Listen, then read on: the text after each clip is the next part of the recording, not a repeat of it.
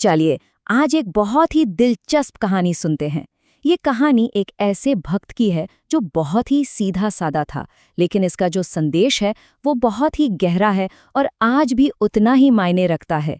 ये कहावत तो सबने सुनी होगी है ना। हमारी कहानी का जो हीरो है वो बस इसी एक लाइन पर अपनी जिंदगी जीता था। उसका सबसे बड़ा जुनून था भोजन। नहीं नहीं, कीर्तन वाला भोजन नहीं, बल्कि भोजन वाला भोजन। हालत ये थी कि लोग मजाक में कहते थे कि भाई इसके लिए तो दाने दाने पर नहीं, बोरी बोरी पर इसका नाम लिखा है। तो सवाल ये है कि इस अनोखे हीरो की यात्रा शुरू कैसे हुई? क्या ये कोई आध्यात्मिक खोज थी, आत्मज्ञान की तलाश थी? जी नहीं, मामला कुछ और ही था और बहुत ही कह सकते हैं जमीनी था। उसकी कभी न खत्म होने वाली भूख।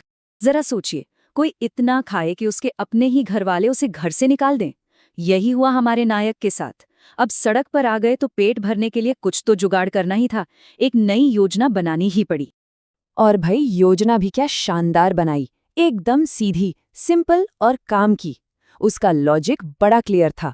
जहां साधु हट्टा कट्टा हो, मतलब वहां खाने पीने की कोई कमी नहीं हो सकती। बस ऐसे ही किसी साधु का शिष्य बन जाओ और अनलिमिटेड खाने की गारंटी पक्की। और जानते हैं क्या?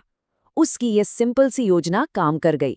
उसे एक ऐसा आश्रम और ऐसे गुरु मिल गए जहां भोजन की मानो नदियां बहती थी। और सबसे बड़ी बात, वहां कोई उसकी रोटियां गिनने वाला नहीं था। मतलब समझिए, उसके लिए तो जन्नत ही थी वो। लेकिन जैसा कि कहानियों में होता है, सब कुछ हमेशा इतना अच्छा नहीं रहता। अब उसकी इस खुशहाल जिंदगी में एक बहुत बड़ी मुश्किल आने वाली थी और उसका नाम था उपवास। सोचिए उसकी हालत क्या हुई होगी जब उसने सुना एकादशी के बारे में। मतलब एक ऐसा दिन जब किचन में ताला लग जाएगा। उसके लिए तो ये दुनिया खत्म होने जैसी बात थी। उसने तो साफ साफ कह दिया, मैं साधु बना हूं खाने के लिए, भूखा रहने के लिए नहीं। अब गुरु तो गुरु थे, ज्ञानी थे। उन्होंने एक बीच का रास्ता निकाला। उन्होंने कहा, ठीक है तुम खा लेना, पर एक शर्त है।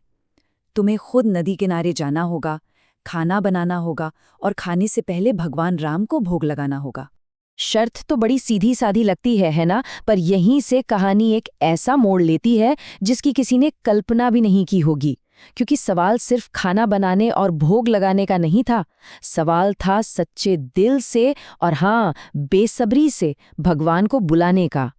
तो जब इस भूखे भक्त ने अपनी पूरी ईमानदारी और भूख के साथ भगवान को पुकारा, तो जो हुआ वो सच में अविश्वसनीय था। कुदरत ने कुछ ऐसे जवाब दिया जिसकी उम्मीद किसी को नहीं थी। उसने आवाज लगाई, प्रभु राम, खाना तैयार है, आइए भोग लगाइए। और अचानक क्या हुआ? साक्षात प्रभु राम सीता जी के साथ वहां प्रकट हो गए। अब कोई और होता तो खुशी से पागल हो जाता, पर हमारा भक्त, वो चौंक तो गया, पर सच कहें तो खुश बिल्कुल नहीं हुआ। उसके दिमाग में कोई आध्यात्मिक विचार नहीं आया।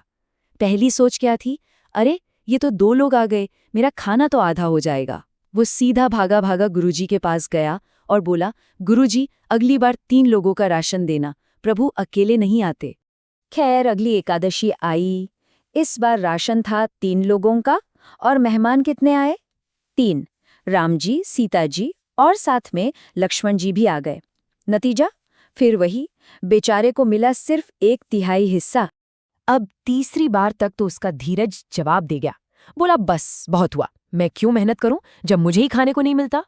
इस बार वो 5 लोगों का राशन तो ले आया, पर एक नई तरकीब के साथ। उसने पहले मेहमानों को बुलाया, बोला, ये रहा राशन, खुद बना लो। लेकिन उसे क्या पता था कि इस बार क्या होने वाला है। इस बार कोई 1-2 मेहमान नहीं, पूरी की पूरी राम सभा आ गई। राम, सीता, लक्ष्मण, भरत, शत्रुघ्न और तो और हनुमान जी भी। अब तो बेचारे के होश ही उड़ गए। और यहीं कहानी अपने सबसे अहम मोड़ पर आती है। आश्रम में रोज रोज इतना राशन जाता देख गुरुजी को शक हुआ। उन्होंने सोचा, जरा देखूं तो सही ये करता क्या है। और वो चुपके से उसके पीछे चले गए। और नदी किनारे जो नजारा था वो इस कहानी का सार है। एक तरफ थे गुरुजी। उन्हें क्या दिखा? बस उनका शिष्य अकेला बैठा हवा में हाथ हिला रहा है, बड़बड़ा रहा है। और दूसरी तरफ था वो भक्त। उसे क्या दिख रहा था? पूरा दिव्य दरबार भोज की तैयारी कर रहा है। सोचिए, एक ही जगह, एक ही समय पर 2 बिल्कुल अलग हकीकतें। जब भक्त को एहसास हुआ कि गुरुजी उसे देख रहे हैं पर उन्हें भगवान नहीं दिख रहे, तो वो टूट गया। उसकी आंखों में आंसू आ गए। वो भगवान राम से बोला, प्रभु ये क्या हो रहा है? मेरे गुरु को आप क्यों नहीं दिख रहे? उन्हें तो लग रहा है मैं पागल हो गया हूँ।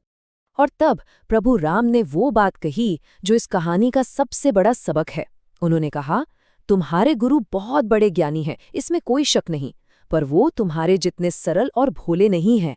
मतलब कभी कभी बहुत ज्यादा ज्ञान भी एक दीवार बन जाता है, और जो चीज एक बच्चे जैसा भोलापन देख सकता है वो बड़े बड़े ज्ञानी नहीं देख पाते। लेकिन यहाँ देखिए उस भक्त की महानता। वो ये सुनकर खुश नहीं हुआ कि उसे दर्शन हो रहे हैं और गुरु को नहीं। नहीं, उसने भगवान के पैर पकड़ लिए, बोला, नहीं प्रभु, जब तक मेरे गुरु को दर्शन नहीं होंगे मैं भी आपको नहीं देखूंगा। ये होती है सच्ची भक्ति, जो अपने लिए नहीं दूसरों के लिए भी कृपा मांगती है।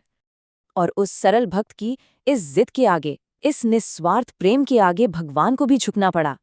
उसी पल गुरुजी की आंखों से भी पर्दा हटा और उन्हें भी वही दिव्य नजारा दिखने लगा। शिष्य की वजह से गुरु का ज्ञान भी दर्शन से पूरा हो गया। तो इस कहानी का निचोड़ क्या है? यही कि कभी-कभी जो चीजें बड़े बड़े ज्ञान और तर्क से समझ नहीं आती, वो एक भोले सच्चे दिल को आसानी से दिख जाती हैं। शायद आध्यात्म का रास्ता दिमाग से ज्यादा दिल से होकर गुजरता है। और ये कहानी हमें एक बड़े सवाल के साथ छोड़ जाती है। क्या जिंदगी की बड़ी बड़ी गुत्थियां सुलझाने के लिए हमें और ज्यादा ज्ञान चाहिए, या फिर बस एक बच्चे जैसी सरलता और विश्वास? सोचने वाली बात है ना।